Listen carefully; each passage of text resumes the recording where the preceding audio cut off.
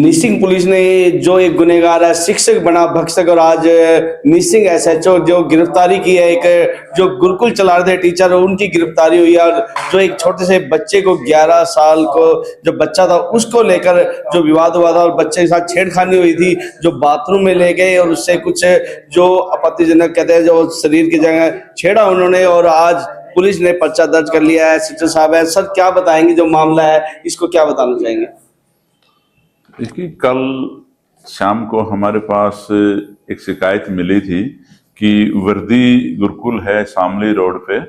उसमें एक बच्चे के साथ वहाँ के आचार्य के द्वारा गलत काम किया गया है।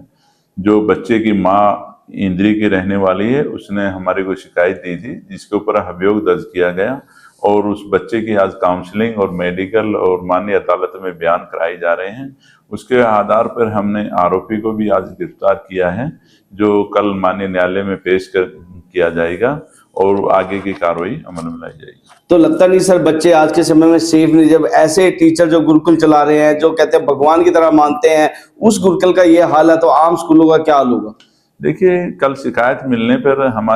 वहाँ मौके पे गए और वहाँ पर गुरुकुल को देखा गया, तो वहाँ टोटल 25 बच्चे गुरुकुल में रह रहे हैं। वहाँ पर बच्चों के रहने की व्यवस्था है, लेकिन वहाँ बच्चों ने हमारे को बताया कि करीब 1 सप्ताह से हमारे यहाँ कोई किसी प्रकार की लाइट की व्यवस्था नहीं है, क्योंकि पहले बताया गया है कि साथ के किसी सेलर से लाइट लेकर लाइट चलाई जा रही थी, लेकिन सेलर मालिक ने इस लाइट लेने से मना कर दिया, तो वहाँ बिल्कुल लाइट नहीं है। पानी की व्यवस्था के लिए बाहर से टैंकर मंगाए जाते हैं, 2-3 दिन में उनको नहाने की व्यवस्था की गई है। और उसके अलावा मुझे वहाँ जानकारी मिली कि ये बिल्डिंग भी पहले किसी पॉलिटेक्निकल कॉलेज की होती थी और जो यहाँ रेंट पे ली है, जो अब यहाँ बंद हो चुके हैं, वो भी काफी जर्जर हालत में है।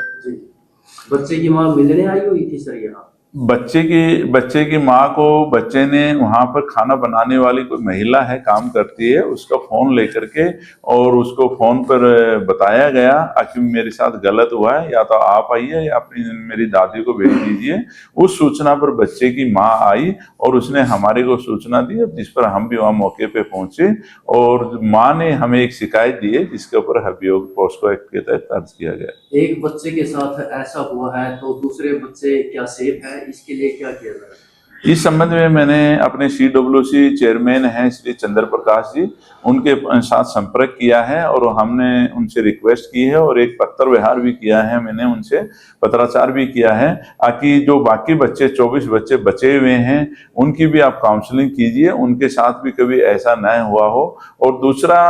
बच्चों ने हमें बताया कि हमारे से 15 दिन में एक बार घर पे बात कराई जाती थी, तो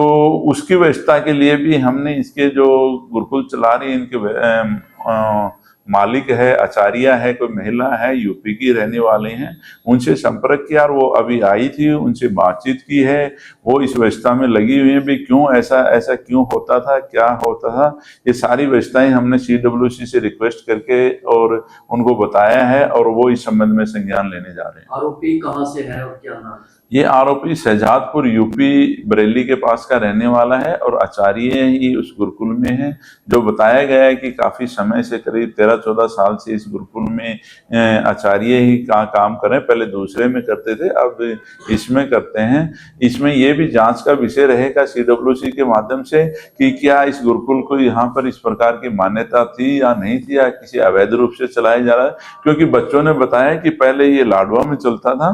अब लाडवा से शिफ्ट होकर के वहाँ कोई जो गुरुकुल था उसको DAV स्कूल को दे दिया गया है और अब वहाँ से मार्च के महीने में यहाँ शिफ्ट हुआ है। तो ये भी जांच का विषय ही होगा CWC के माध्यम से कि ये क्या मान्यता प्राप्त है या वैसे ही किसी दूसरे तरीके से चलाया जा रहा था। जी, विभिन्न जो संस्थान है उनमें पढ़ने वाले जो बच्चों के अभिभावकों को क्या कहना चाहेंगे, क्या संदेश? मैं आपके चैनल के माध्यम से सभी बच्चों से अनुरोध करूंगा कि जो स्कूल में गतिविधियां होती हैं उसके बारे में अपने माता पिता से, परिवार के सदस्य से शेयर करें, और जो हॉस्टल में होती हैं तो कम से कम जब वीक में या 2 दिन में या 1 दिन में जब भी आप बात करें वो अपने माँ बाप के साथ शेयर करें, ताकि किसी प्रकार की जो इस बच्चे के साथ हुआ है ऐसी व्यवस्था ना हो। और उस संचालक जो जिस संस्था को चला रहे हैं उनसे भी मेरा ये अनुरोध है कि जो बच्चे आपके हॉस्टल में रह रहे हैं उनको प्रतिदिन या हफ्ते में 2 दिन उनसे बात करने की व्यवस्था करें, और फिर उसके बाद में बच्चे के पेरेंट्स हैं वो भी, जैसे पेरेंट्स मीटिंग होती है इस प्रकार से बच्चे के साथ हफ्ते में 10 दिन में आकर के उनसे पर्सनली भी मिल करके बात करें, ताकि वो किसी प्रकार की ऐसी घटनाएं और के साथ ना हो सके। गुरुकुल की संचालक से बात हुई सर, क्या बताया उन्होंने? हाँ, मैंने गुरुकुल के संचालक से बात हुई है, वो अब आई भी है, उनको सारा विवरण हमने उनको बताया है, और वो इस विषय में जांच कर रही है कि मैं भी अपने स्तर पर करूंगी, लेकिन वो इस बात पे एग्री है कि ये अभी तक इस गुरुकुल की लाइट की व्यवस्था ठीक नहीं है, और मान्यता जो हमारी पहले यूपी में जहाँ एक कोई गुरुकुल चला उनकी थी, इसकी अभी तक हमने पूर्णतः मान्यता नहीं ली है। तो ये मैं CWC के माध्यम से इस विषय में भी जांच कराएंगे कि इस प्रकार की कोई अनैतिक संस्थाएं जो बच्चों के भविष्य के लिए को लेकर है ना चल पाए। सर, नाबालिग है, पोक्सो एक्ट लगा होगा इसमें? हाँ बिल्कुल, पोस्को एक्ट लगा है इसमें, और आज हम उनमें जो आगामी कार्रवाई होती है, रात्रि को हमने अभियोग दर्ज किया था, और उसके बाद में जो आगामी कार्रवाई है वो अमल में लाई जा रही है। तो दोस्तों आप देख रहे हैं, निसिंग पुलिस हमेशा ही गुनहगारों के लिए तैयार रहती है और उनको बख्शा नहीं जाएगा। जो निसिंग और इस आसपास में कोई भी गलत कार्य करेंगे, जिसमें